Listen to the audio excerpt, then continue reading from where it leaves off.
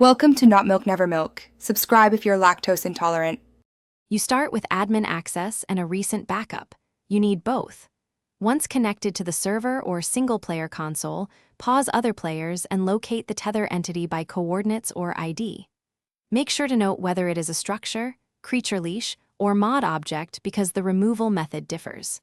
First action: target the tether in console or server tool and prepare the destroy command. Do not execute until you confirm backup integrity. This prevents irreversible loss.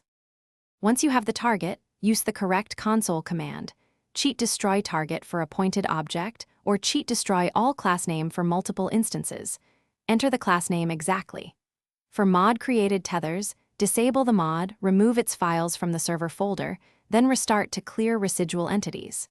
If the tether is attached to a creature, slow time briefly to stabilize behavior, unlink or kill the creature safely, and then run the destroy command to remove the tether cleanly.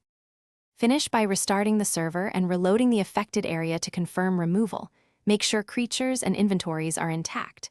If the tether persists, roll back to your backup and repeat removal with a different method: targeted destroy, destroy all with exact class, or temporarily removing the mod.